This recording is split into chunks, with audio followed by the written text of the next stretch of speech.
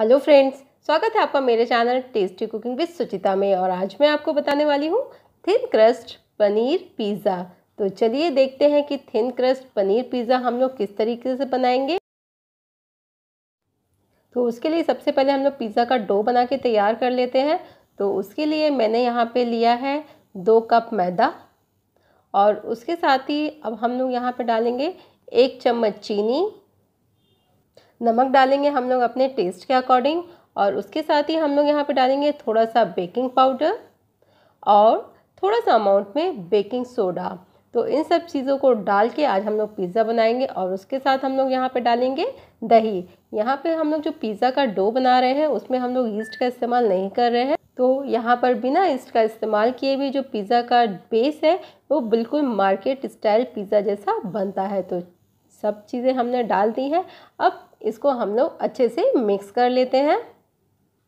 तो ये सब चीज़ें जब अच्छे से मिक्स हो जाएंगी तब हम लोग थोड़ा थोड़ा सा पानी डाल के इसका एक सॉफ्ट सा डो बना के तैयार कर लेते हैं। तो यहाँ पे हम लोग डाल देते हैं थोड़ा सा तेल, जिससे जो हमारा पिज़्ज़ा का बेस है वो और भी ज़्यादा अच्छा बनेगा। तो इसको भी डाल के अच्छे से हम लोग इसको मिक्स कर लेते हैं। बस ध्यान रखिएगा कि जो हमारा डो बन के तैयार हो रहा है वो हमारा सॉफ्ट होना चाहिए। और जब ये अच्छे से मिक्स हो जाए तो इसको हमको 5 से 10 मिनट के लिए अच्छे से नीट करना है।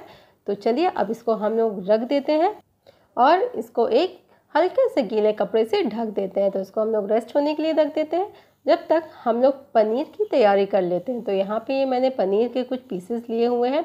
अब इसमें हम लोग डालेंगे नमक और उसके साथ ही हम लोग यहाँ पे डालेंगे थोड़ा सा हल्दी पाउडर और थोड़ी सी लाल मिर्च,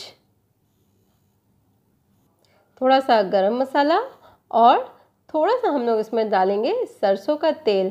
तो इन सब चीज़ों को डाल के हम लोग पनीर को अच्छे से मैरिनेट कर लेते हैं।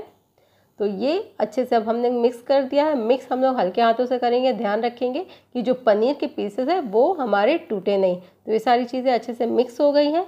अब हम लोग ने यहाँ पे पैन को गरम कर लिया है और उसमें अब डाल के हम लोग इसको अच्छे से सेक लेते हैं। तो बिल्कुल हम लोग मीडियम फ्लेम पे हम लोग इसको सेकेंगे। तो ये देखिए जो पनीर के पीसेस है हल्के से ब्राउन हो गए, तो इसको अब निकाल लेते हैं। तो आज हम लोग पिज़्ज़ा बनाने वाले हैं कढ़ाई में। तो उसके लिए अब कढ़ाई को गरम कर लेते हैं। ये एक कढ़ाई लिया है, उसमें मैंने यूज़ किया हुआ नमक डाला है, इसलिए उसका कलर ब्राउन है। अब उसमें हम लोग रखेंगे एक स्टैंड और उसको एक थाली से ढक के इसको हम लोग मीडियम फ्लेम पे प्री हीट होने के लिए रख देते हैं। तो ये जो पिज़्ज़ा का डो है वो भी अच्छे से अब तैयार हो चुका है। तो इसको हम लोग थोड़ा सा और नीट कर लेते हैं। तो अब इसमें से एक बॉल निकाल लेते हैं हम लोग और बाकी को अब हम लोग रख देते हैं। तो यहाँ पे मैंने जो बॉल निकाली है वो हमने पिज़्ज़ा ट्रे के अकॉर्डिंग निकाली है। तो ये मेरा पिज़्ज़ा ट्रे है, तो उसी के अकॉर्डिंग मैंने ये बॉल निकाल के तैयार की है।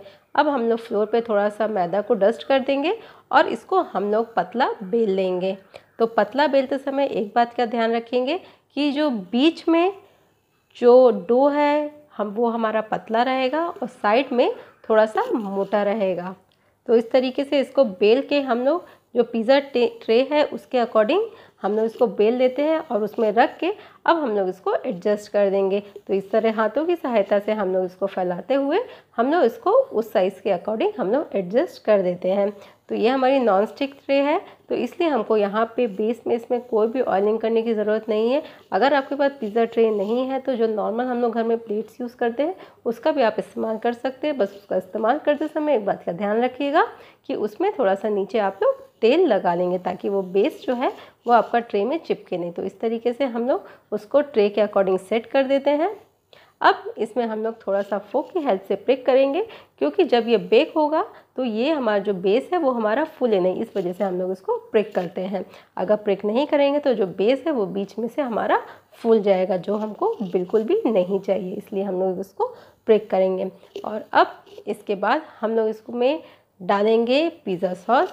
पिज़्ज़ा सॉस हम लोग कोई भी यूज़ कर सकते हैं, होममेड पिज़्ज़ा सॉस भी, या अगर होममेड नहीं है तो मार्केट का भी पिज़्ज़ा सॉस आप लोग इस्तेमाल कर सकते हैं। तो इसको इस तरीके से फैला देंगे। अब इसके ऊपर हम लोग डालेंगे ढेर सारा चीज़। तो यहाँ पे मैं प्रोसेस्ड चीज़ और मोज़रेला चीज़ दोनों का इस्तेमाल कर रही हूँ। तो इस तरीके से हम लोग पूरे जो बेस है उसमें हम लोग चीज़ डाल देते हैं।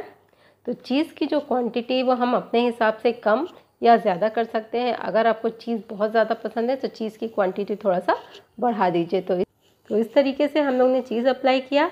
अब जो पनीर हम लोग ने हल्के से फ्राई करके रखे हैं उसको अब हम लोग इसमें लगा देते हैं। तो इस तरीके से पनीर के पीसेस हम लोग इसमें रख देंगे। अब इसके बाद हम लोग यहाँ पे प्याज के कुछ पीसेस रख देंगे। तो ये प्याज मैंने लंबा लंबा सा काट लिया है। तो इस तरीके से प्याज रखा और उसके साथ ही जो कैप्सिकम है वो भी हम लोग रख देते हैं।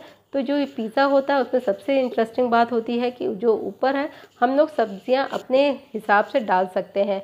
अगर हमें कैप्सिकम पसंद है तो कैप्सिकम ज़्यादा डालिए, स्वीट कॉर्न, मशरूम हम लोग कुछ भी डाल सकते हैं। उस पर हम लोग थोड़ा सा डालेंगे इसमें चिली फ्लेक्स और पिज़्ज़ा सीजनिंग। तो ये हो गया हमारा पिज़्ज़ा रेडी बेक होने के लिए। तो देखिए अब कढ़ाई भी हमारी अच्छे से गर्म हो गई है। तो अब हम लोग जो पिज़्ज़ा हम लोग ने तैयार करके रखा है उसको बेक होने के लिए अब हम लोग रख देते हैं। तो यहाँ पे हम लोग गैस की फ्लेम को हाई रखेंगे। हाई फ्लेम पे इसको हम लोग 7 से 8 मिनट के लिए बेक होने देते हैं। तो 7 से 8 मिनट के बाद इसको हम लोग चेक कर लेंगे कि ये अच्छे से हमारा बेक हुआ है कि नहीं। बस इस बात का ध्यान रखिएगा जो पिज़्ज़ा बेस है वो हमारा जलना नहीं चाहिए। तो उसी के अकॉर्डिंग हम लोग जो टाइम है उसको थोड़ा सा कम या ज़्यादा कर सकते हैं। तो इस तरीके से देखा हमने पिज़्ज़ा तो अब प्रॉपर हो चुका है। और पिज़्ज़ा बेस भी चेक कर लेते हैं तो ये बिल्कुल भी जला नहीं है।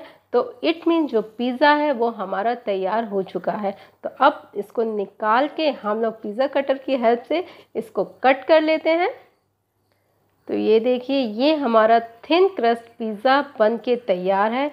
थिन क्रस्ट ये क्यों है, क्योंकि जो इसका बेस है वो बहुत पतला होता है, इसलिए इसको थिन क्रस्ट पिज़्ज़ा बोलते हैं और खाने में ये बहुत ही ज़्यादा टेस्टी होता है। तो देखिए अब मैं इसका बेस भी आपको नीचे से दिखाती हूँ कितने अच्छी तरीके से ये हमारा सिका है।